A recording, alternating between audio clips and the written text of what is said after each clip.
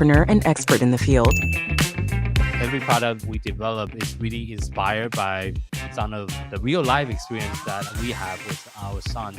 60% of all toys last year were sold on Amazon, which is incredible. Be passionate about it because it's a road, it's a journey. Like when you have an idea that you think is like gonna somewhat like change the world, make things better, I'd say go for it. We'll guide you through the enchanting world of toy design, marketing, and manufacturing.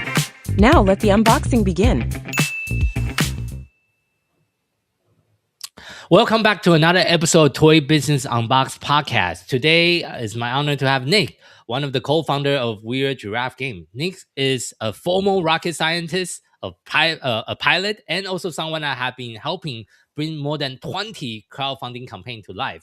Alongside with his wife and their team, he has spent the last decade turning creative, quirky game idea into real game on the shelf that you can buy. So thank you so much for joining us on the podcast today, Nick. Oh, you're welcome. I'm so happy to be here and talking about what I love, which is making games and doing business. Yeah, so first of all, you have a very unique background. I think you are the first guest that used to be a rocket scientist before you become a publisher. So can you kind of walk us through on your background and what made you realize you want to become part of the game industry? Yeah, so my entire life, I've been focused on working in the aerospace industry. Yeah. I've loved space my entire life, and I focused in on that. Another thing that I really love doing is entrepreneurship or business. Mm-hmm. My parents started their own business, and throughout my entire childhood, they instilled upon me the wanting to start a business kind of thing. So in 2016, I was able to, in my spare time, not when I'm not working as a rocket scientist, I worked with my wife to start this company to make board games. I see. And then I just had the opportunity in the last few months to quit my rocket scientist job. Oh, you did? Do this full time. So congratulations! Now I'm doing this full time, and it's been a wild ride to go kind of from one of the biggest industries in the world that has billions and billions of dollars down to working at my small business making board games. So it's kind of been a really big learning curve for me to kind of go from that type of industry to working as a small business and doing the hustle. For sure. Yeah, I think a lot of our guests on the podcast have went through a similar journey, myself included, because I also started as like a part-time business, like working 20 hours on top of my 40 hours and try to make it work. But looking back, what was the biggest challenge when you are doing this transition and before you take the leap of faith of growing and scaling the business so far? Oh, yeah. It was definitely a big challenge to do a full-time job. Yeah. And then work when I get home on basically another full-time job. That was a lot of effort. And in the last 10 years, I've been doing that. And I think one of the biggest challenges was separating the two. Because of some rules where I worked, I had to make sure that I completely separated working on my business and the time that I spent on that from my day job. So I'm so glad now I don't have to. I don't have a day job, so I don't have to worry about that anymore. So that's been one of the hardest things. What would you say is that decision point that you say, okay, enough is enough. Finally, I'm going to do this full time. Like looking back, is that a specific moment in time, or is that like a story behind it that you can share?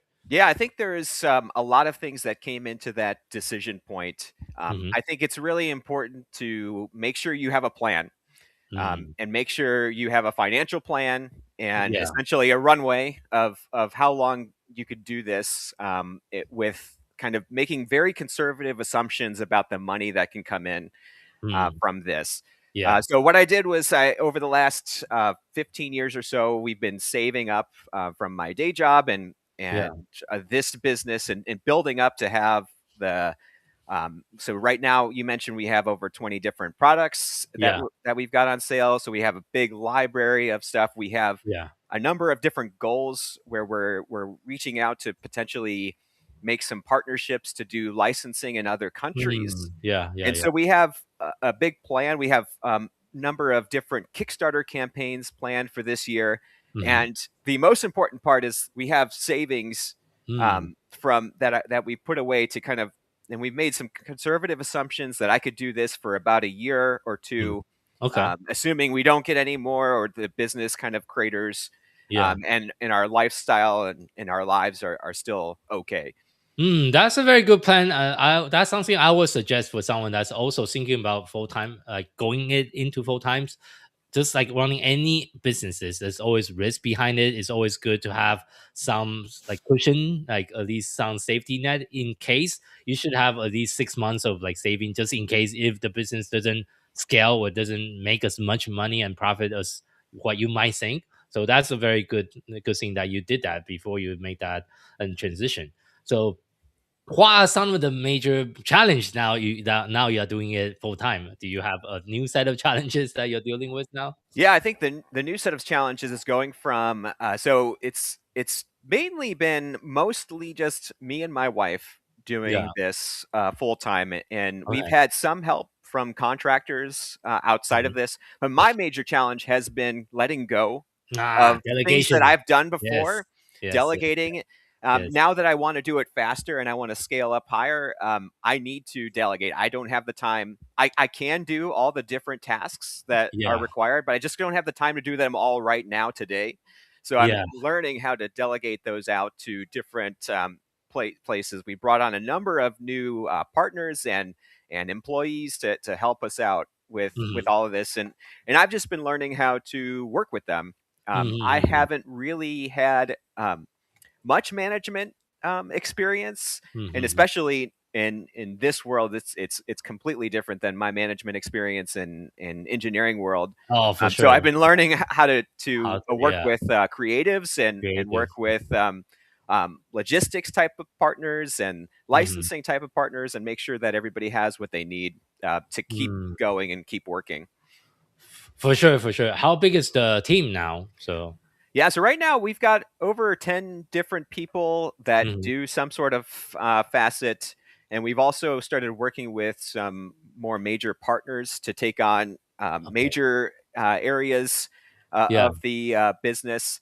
One of the big things that we've been doing is I've been organizing the logistics and shipping of our products from the manufacturer in China to Mhm. wherever they need to go. Okay. And Yeah. we're working to onboard a new partner. We're going to be working with AllPlay to take care of all of that stuff. So being able to kind of just delegate it out completely to a company that has a significant amount of experience and Mhm. a logistics setup, they know exactly what they're doing way better than I do, and it's been great to be able to let go of some of that stuff.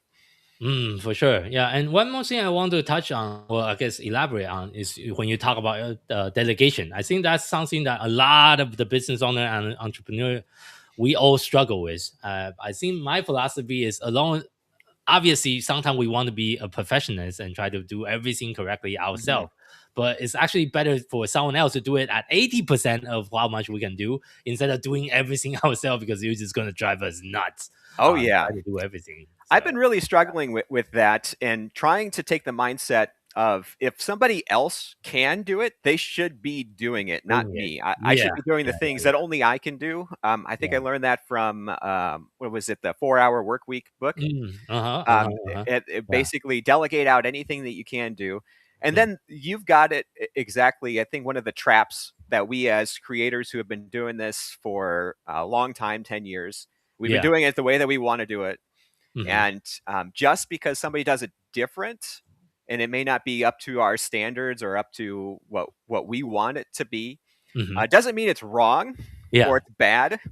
And them taking that off of your plate is ultimately a good thing, because then you can go do something that nobody else can do, like come up with new ideas or develop new business partnerships because you're talking with new people.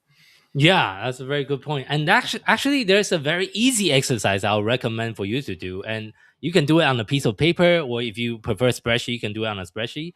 This is a business exercise called Delegate and Elevate. This is how it works. Mm. First, you list down all the current tasks and responsibility that you have yourself.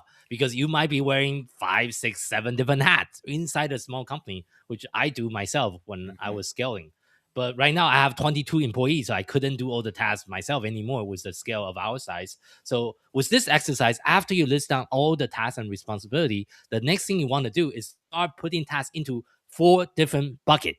The first bucket is all the things you don't like and you really hate. You don't want to do them. Delegate, eliminate, or just automate those tasks that you really hated and you just couldn't do it really well.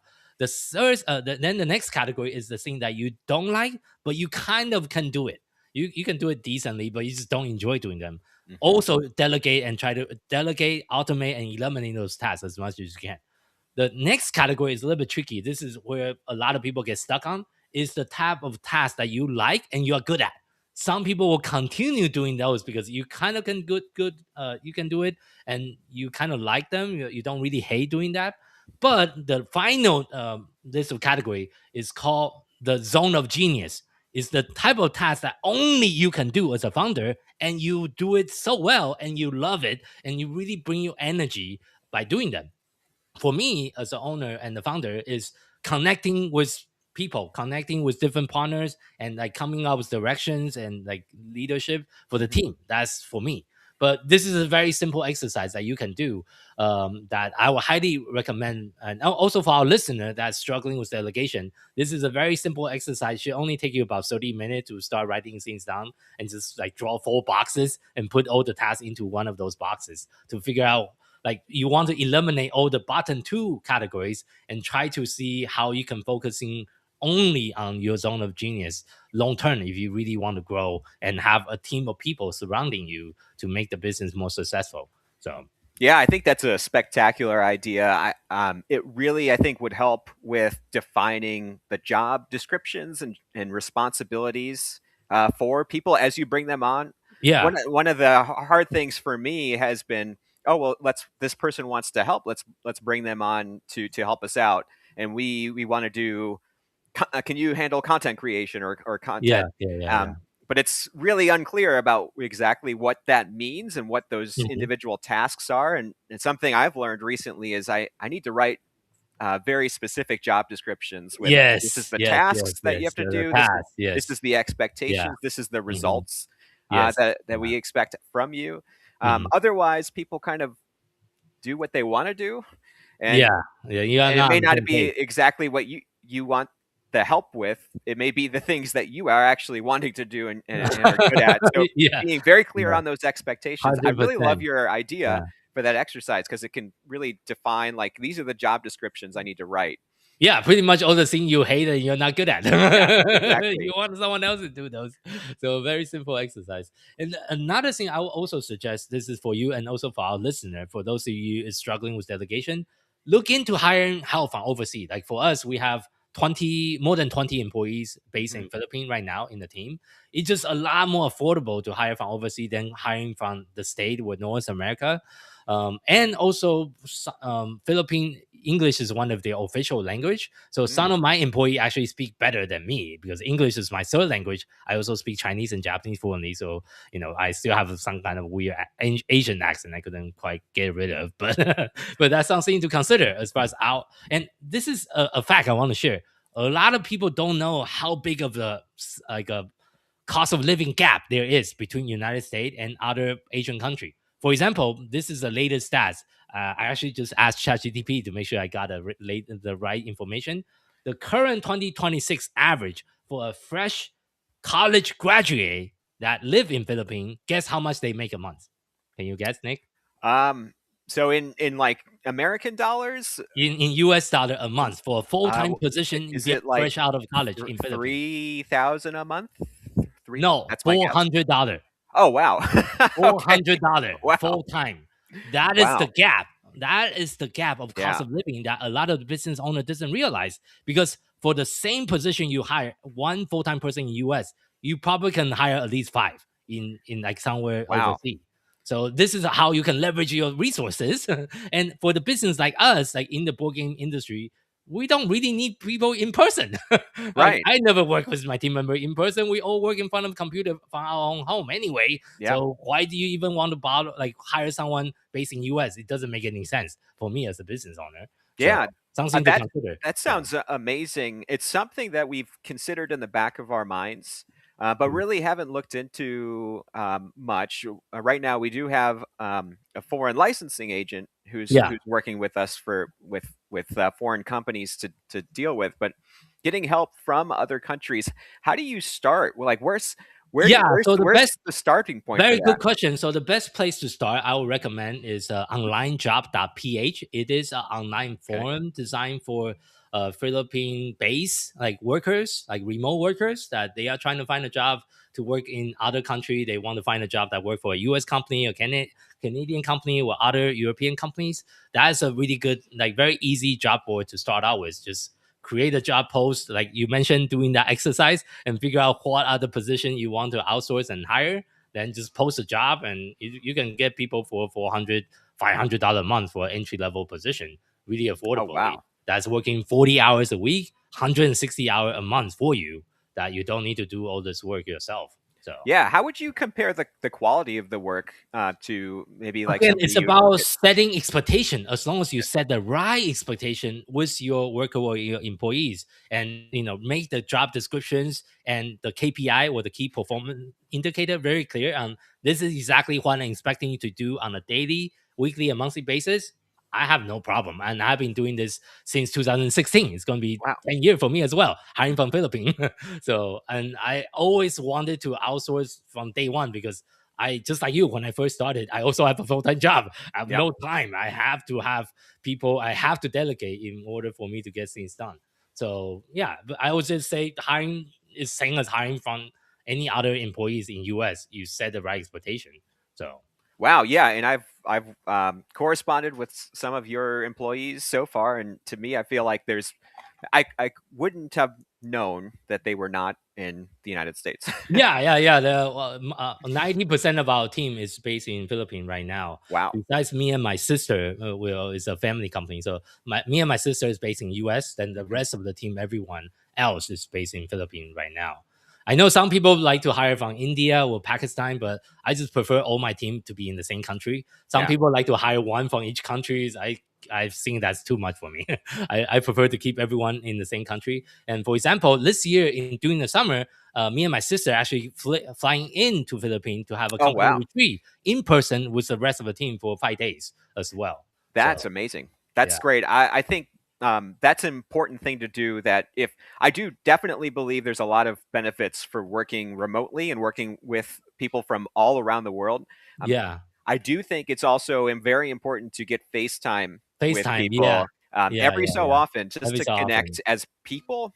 I think that when you're working with somebody, it's much easier and the information flows faster and the trust builds faster when you're actually in person and getting to know them as a person. That's actually one of the biggest challenge for me, building 100% remote team, is that personal connection. Because I feel like I actually don't have any friend. I just work from home all the time. I don't even get out of the house.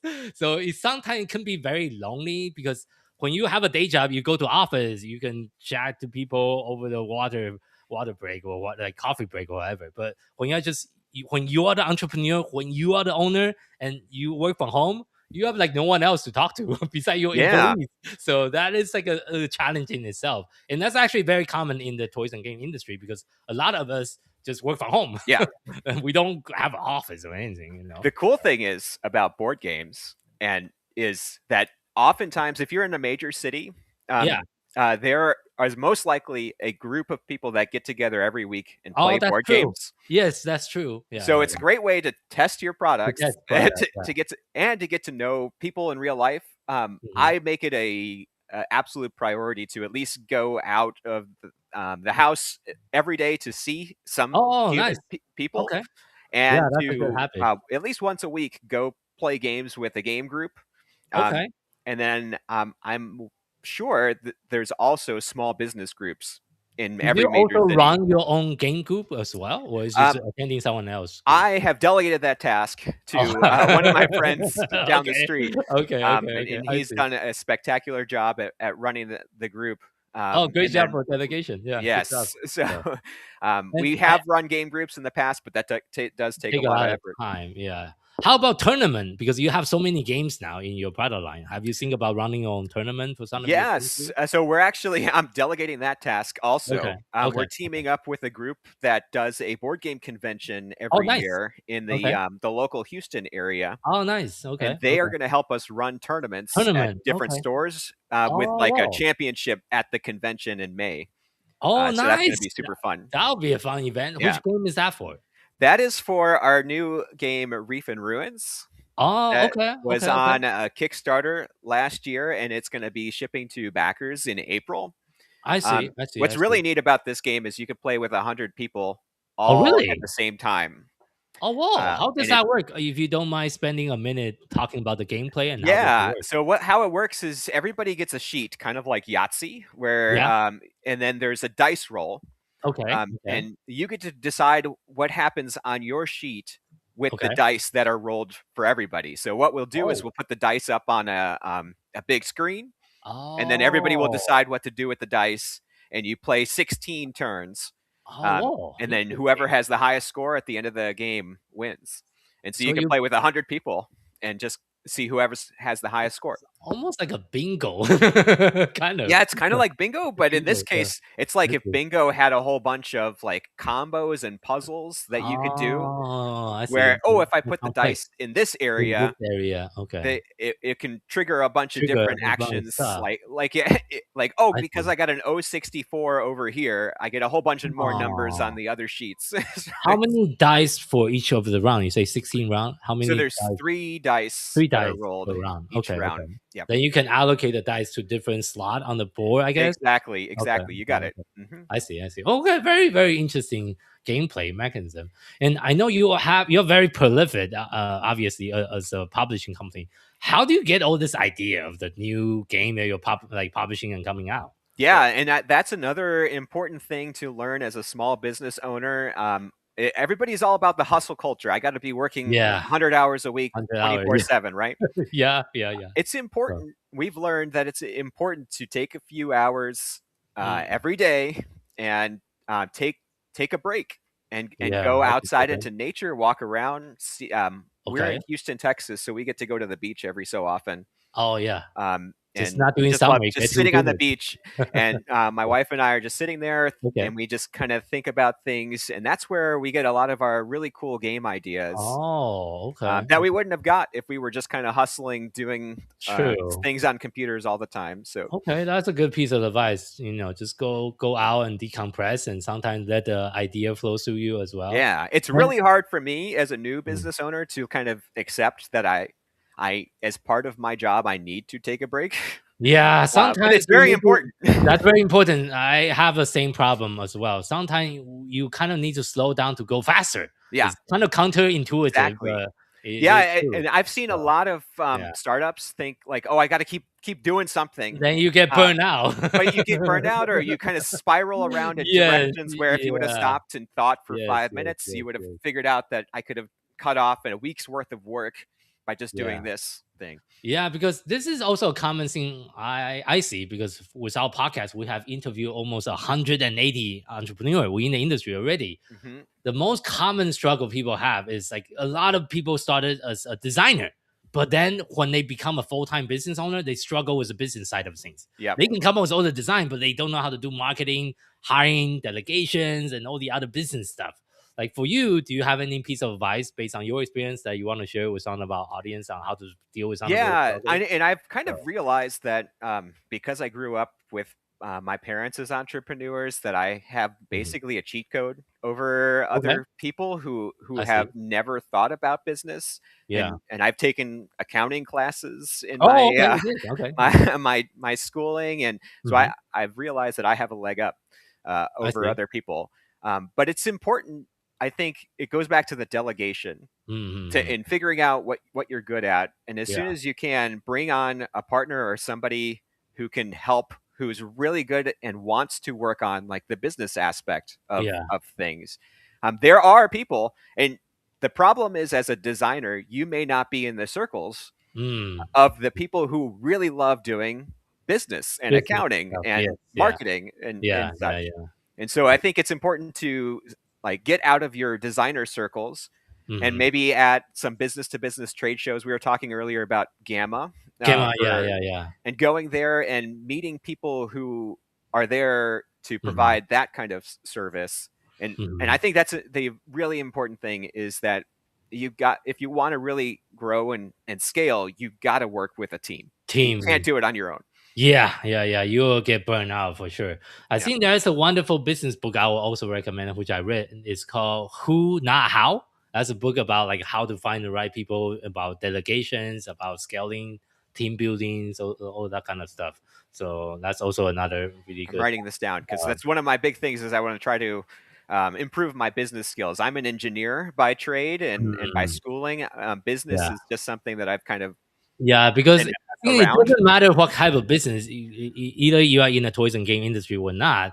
People is still one of the core element with any kind of business. Even in the age of AI, you still need people to monitor the AI output because AI still make mistake with ChatGPT. He always made up some random stuff that's like not there. So and the research shows it's probably not going to ever not make mistakes based on the way that it was developed. It's always going to be having those kind of problems. It's always going to have you're going to need a human to kind of decide, is that the right thing? Is that the right thing? Yeah. Are they just making up some stuff that's not what is going on? Exactly.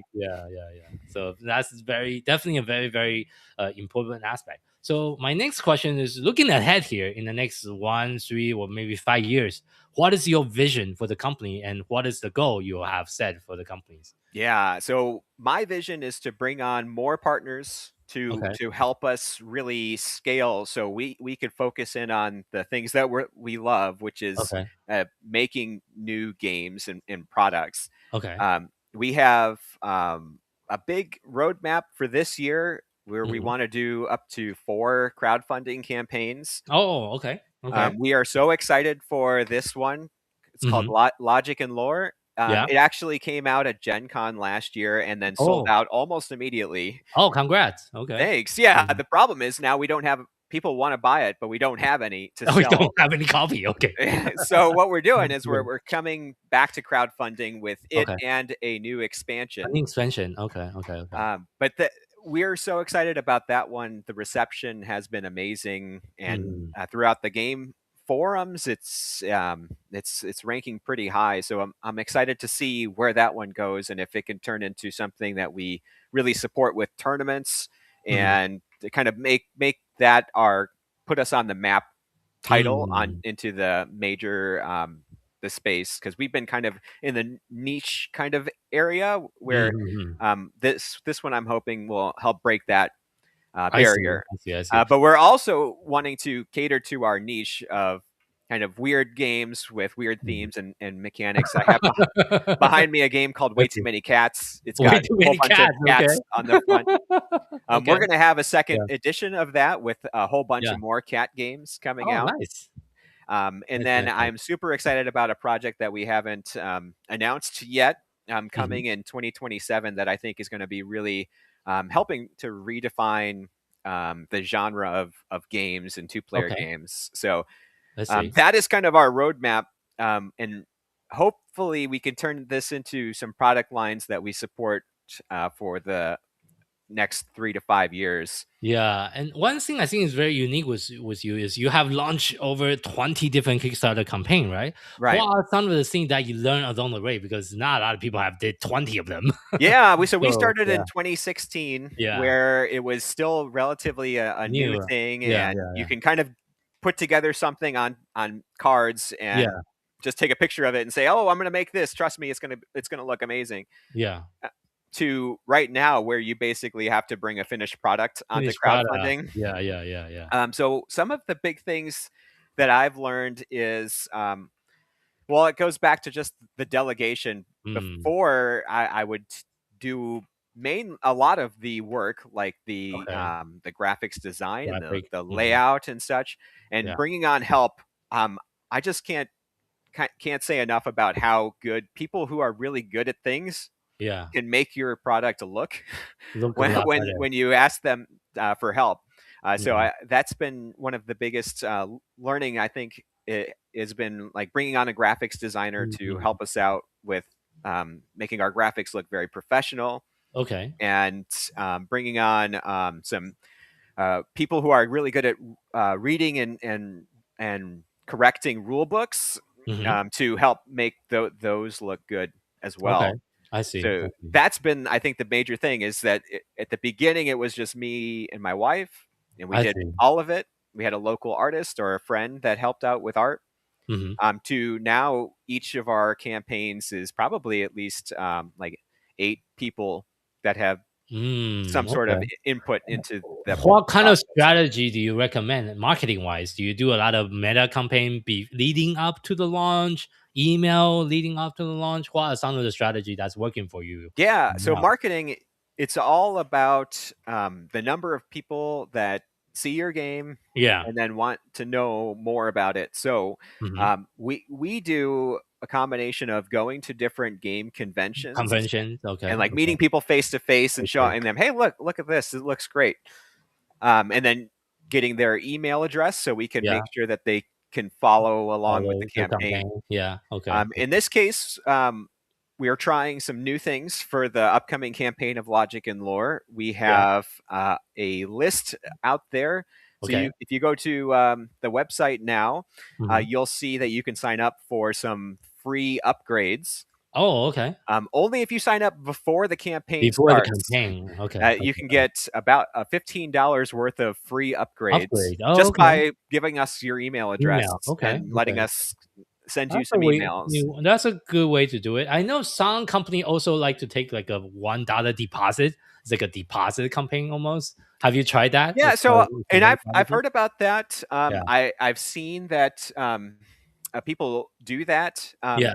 We were talking to some of our crowd, Yeah. and they felt like at that point it's a little bit overdone at this point. Oh, is it? Only with It's $1? great Yeah. to get a very specific metrics Yeah. about whether or not you're ready to launch your Launch. campaign. Yeah. Yeah. Yeah. But in this case, what I'm trying is just to sign up for this and Mm. then kind of appeal and help educate the people that are really interested in why it's important to back the project on day one Mm-hmm. for the success of the project. So I'm Yeah. hoping that we can treat our backers as humans, and that if Mm. they see us as humans and they can see why, hey, it's important to do this.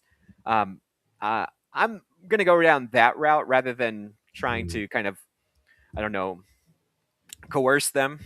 into, hey, you spent money, you probably should back this kind of Mhm. thinking. I see. I see. Yeah, obviously, different company have different kind of Yep. strategy for sure. For sure. So, yeah. Okay. So, thank you so much for sharing that insight as well. So, as what kind of wrapping up today's interview, if you had to share just one piece of advice with someone that's just getting started in the toys and game industry, what would that be? Yeah, I think one of the major things is somebody loves playing board games. At least in the board game scene, they love playing board games. They played board games for their entire life, and Yeah. then maybe they came up with some new ideas, and then they came up with, oh, well, I'm going to make my own board game. Yeah. And then now they've gotten to the point where, like, okay, so what do? I Yeah. have this Yeah. cool Yeah. What board do you do? game. Yes. What's the next step? Yeah. Some people think, okay, I'm going to go to Kickstarter or crowdfunding, Yeah. and people are going to buy my game.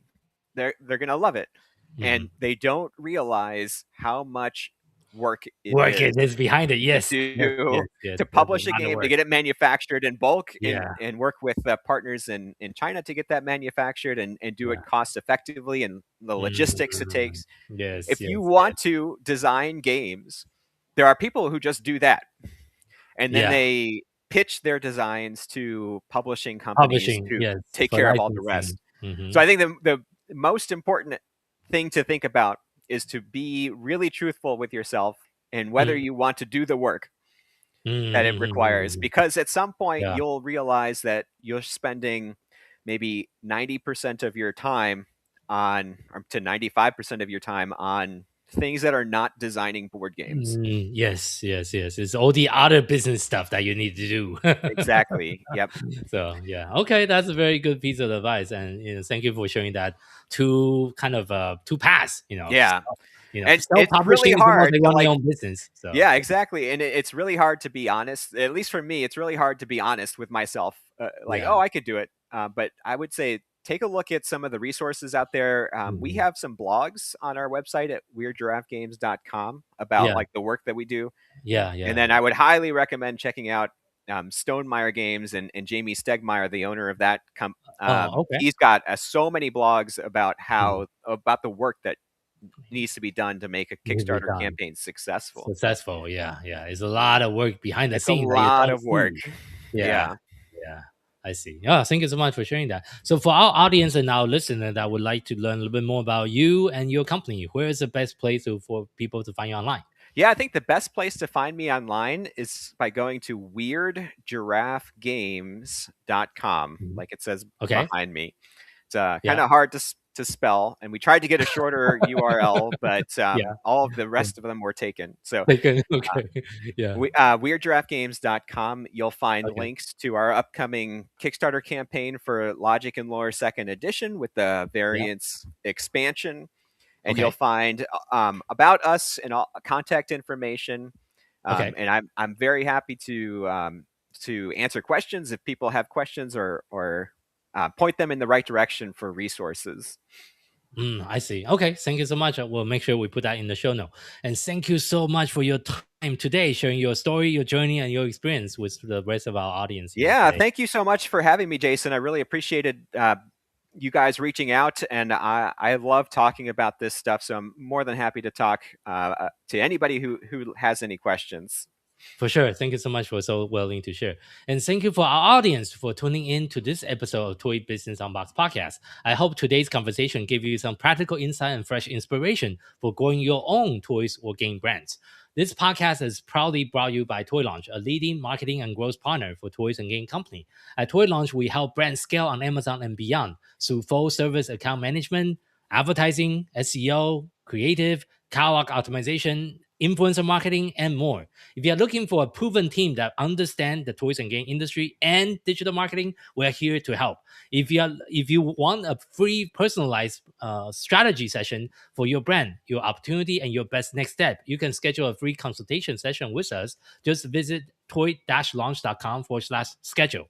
And if you want to connect with other toys and game founders, join our free community Toys and Game Launchpad at toy-launch.com/group, or you can find our group on Facebook as well. For more resource, update, and industry insight, visit us at anytime at toy-launch.com. Until next time, keep innovating, keep creating, keep bringing joys to toys. This is Jason Shea, signing off on the Toy Business Unboxed podcast. We'll see you in the next episode. Thank you so much, everyone. Have a good one. Bye. Bye-bye. Okay,